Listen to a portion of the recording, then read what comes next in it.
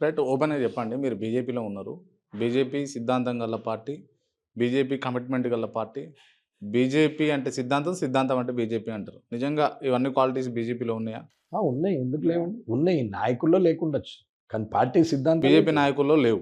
అంబేద్కర్ రాజ్యాంగం రాసినటువంటి రాజ్యాంగంలో చట్టాలు అన్నీ క్లియర్‌గానే ఉన్నాయి. హ్మ్.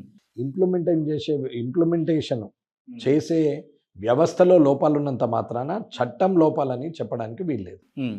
అలాగే పార్టీ సిద్ధాంతాలు, పార్టీ ఏం ఏ కార్యక్రమాలు అన్నీ గూడా మొదలే చేసి పెట్టినయి ఉన్నాయి. హ్మ్.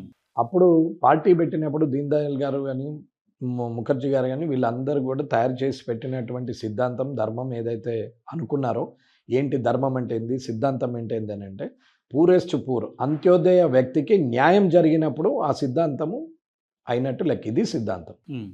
అంత్యోదయ వ్యక్తి అని అంటే సమాజంలో అట్టడుగునున్న ఆఖరు వ్యక్తి. హ్మ్. ఆ వ్యక్తిని చూసి పని చేసి ఆ వ్యక్తిని ఎబో పావర్టీ లైన్‌కు తీసుకురావాలనేది ఈ సిద్ధాంతం. అదే ధర్మం. ఓకే. ఆ పద్ధతి భారతీయ జనతా పార్టీ పెట్టినప్పుడు ఆ మహానుభావులు ఇద్దరు అనుకున్నప్పుడు పెట్టారు. అదే సిద్ధాంతాన్ని తీసుకొచ్చారు. రానున్న కాలంలో మారినటువంటి మార్పుల్లో, జరిగిన వాతావరణంలో హ్మ్. ఎక్కడైతే ఇంప్లిమెంటేషన్ సరిగ్గా జరగకపోతే అది పార్టీ తప్పని నేను అనుకోను. ఓకే. వ్యక్తుల తప్పు. అది వ్యక్తుల తప్పే. ఆ వ్యక్తులు ఎవరనేది ప్రజలు గుర్తించాలి. దాన్ని రైట్. ఇప్పుడు ప్రస్తుతం బాగా ట్రెండింగ్ ఉన్న అంశం ఏందంటే బీసీలకు 42% రిజర్వేషన్‌లు అని. ఇంక 2 రోజులు, 3 రోజులు అంటే ఎప్పుడు టెలికాస్ట్ అయితదో ఎడిటింగ్ అయిన తర్వాత టెలికాస్ట్ అయితది.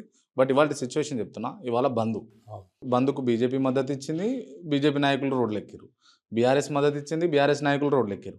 కాంగ్రెస్ మద్దతిచ్చింది. కాంగ్రెస్ నాయకులు రోడ్లెక్కిర్రు. సిపిఐ కూడా రోడ్డెక్కింది. అవును. అందరెక్కారు. అందరెక్కిర్రు రోడ్లు. అవును. ఆ! కానీ బంధువుల బంధువుల గురించి అదే నేను ఎవరి మీద అడుగుతున్నా. బంధు? నేను కూడా మిమ్మల్ని అదే అడుగుతున్నా. బంధు దేని మీద ప్రకటించిర్రు అని అడుగుతున్నా. మీరు పోలే బంద్‌లో పాల్గొనలే మీరు? నేను సామాజికంగా అణగారినటువంటి వ్యక్తులకు, హ్మ్. ఆర్థికపరమైన సమస్యలున్న కుటుంబాలకు రిజర్వేషన్ కావాలని కొట్లాడుతున్నా. నేను కుల ప్రాతిపదికన అడుగుతలేను. నేను మళ్ళా అవసరం కొత్త ఉన్న కాన్సెప్ట్ వ్యక్తికి తీసుకొస్తుర్రు మీరు? అదే కాన్సెప్ట్. నేను అదే అడుగుతున్నా. ఎవరైతే ఆర్థిక సమానత లేకుండా economically weaker economically section. Weaker section ఉన్న వాళ్ళకే హ్మ్. మీరు రిజర్వేషన్లు ఇవ్వమని చెప్తున్నా. హ్మ్. కొత్త పద్ధతి ఏం లేదు. నేను డే 1 నుంచి ఇదే మాట్లాడుతున్నా. 42% అన్న నుంచి కాదు. నేను మొదటి నుంచి కూడా ఉన్నోడికి రిజర్వేషన్ అవసరం లేదు. లేనోడికి రిజర్వేషన్ కావాలా? హ్మ్. డప్పు కొట్టే వ్యక్తి కొడుక్కి రిజర్వేషన్ కావాలా? డప్పు కొట్టే వ్యక్తికి రిజర్వేషన్ కావాలని డాక్టర్‌గా అయినటువంటి వ్యక్తికి మళ్ళీ కొడుకు డాక్టర్ కావడానికి రిజర్వేషన్‌ను అవైల్‌మెంట్ చేసుకోవడం తప్పు అని మాట్లాడుతున్నా. ఎవరికి కావాలా? లేనోడికి కావాలా? ఏ కులమైనా కావచ్చు. హ్మ్. అది ముదిరాజు కావచ్చు, మున్నూరు కాపు కావచ్చు, గౌడ్స్ కావచ్చు, కుర్మగొల్ల కావచ్చు, చేనేత పద్మశాలి కావచ్చు, మాల కావచ్చు, మాదిగ కావచ్చు, బ్రాహ్మణ్ కావచ్చు, ముస్లిం కావచ్చు, హ్మ్. ఎవరైనా కావచ్చు, ఏ కులమైనా కావచ్చు, హ్మ్. నాయి బ్రాహ్మణ కావచ్చు, విశ్వ బ్రాహ్మణ కావచ్చు, పంచకులాలు కావచ్చు, హ్మ్. ఎవరైనా కావచ్చు. హ్మ్. కానీ ఏ కులమైనా సరే, హ్మ్. ఏ మతమైనా సరే, వారికి ఎక్కడైతే అవసరమో వారికే ఇవ్వాలనేది నా ఆలోచన తప్ప వేరే లేదు. అదే సామాజికంగా ఉన్నటువంటి లోపం కాబట్టి ఆర్థిక సమానత కోసం ఇవ్వాలని అంటున్నాం. ఒక చిన్న ఎగ్జాంపుల్ చెప్తాను మీకు. ఒక 10 మంది ఉన్నారు. హ్మ్. పాపం అన్నం లేదు, వారికి భోజనాలు లేవు, చాలా ఇబ్బంది పడుతున్నారు.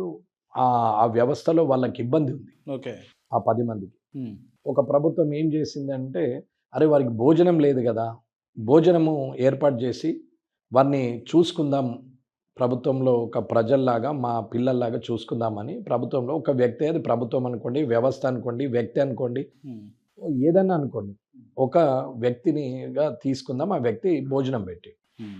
భోజనం పెడితే ఒక కిలో బియ్యంలో భోజనము నడుస్తున్నది. హ్మ్. 10 మంది తింటున్నారు. కడుపు నిండుతదా? హ్మ్. కానీ ఉన్నది ఒకటే కిలో. హ్మ్. ఆ ఒక్క కిలో బియ్యంలోనే 10 మంది పిల్లలు తింటూ, హ్మ్. విద్యను అభ్యసిస్తూ కష్టపడతా ఉన్నారు. హ్మ్. అందులో నుంచి ఒక నలుగురికి హ్మ్. ఒక మంచి విద్య వచ్చింది. అందులో నుంచి నలుగురు ఉద్యోగాలు వచ్చేసినాయి. వాళ్ళకు నెలకు ఎంతో కొంత జీతం అనేది స్టార్ట్ అయింది. ఇన్‌కమ్ మొదలైంది. హ్మ్. మిగిలిన వాళ్ళు ఎంతమంది? 6 ఉంటారు ఇంకా. హ్మ్. ఈ నలుగురికి జీతం వచ్చింది కాబట్టి వారి భోజనం వాళ్ళే చూసుకుంటున్నారు. హ్మ్. కానీ ఇక్కడ కిలో పెట్టే దగ్గర 10 మంది దగ్గర ఎంతమంది అయ్యారు? 6 అయ్యిండ్రు.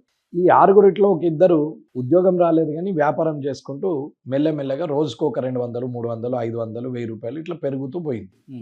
వాళ్ళు కూడా సెటిల్ అయిపోయారు, వాళ్ళకి కుటుంబాలు ఏర్పడ్డాయి, వాళ్ళు కూడా వెళ్ళిపోయారు. ఓకే. ఇంకో నలుగురు ఉన్నారు. ఈ 1 కిలో ఆ నలుగురికి కడుపు నిండా భోజనం పెడుతుంది కదా. ఆ నలుగురు కూడా ఒక సమయం వస్తే వాళ్ళు కూడా పైకి వెళ్తారు కదా. ఆ తర్వాత ఆ నలుగురు కూడా వెళ్ళిపోయారు. ఒక 10 ఏళ్లకు, 15 ఏళ్లకు, 20 ఏళ్లకు ఆ నలుగురు కూడా వెళ్ళిపోయారు. అక్కడ ఎవరున్నారు? ఎవరు లేరు. కానీ కిలో బియ్యం అవుతుంది కదా. ఎవరు లేరు కదా అంటే ఎలిమినేషన్.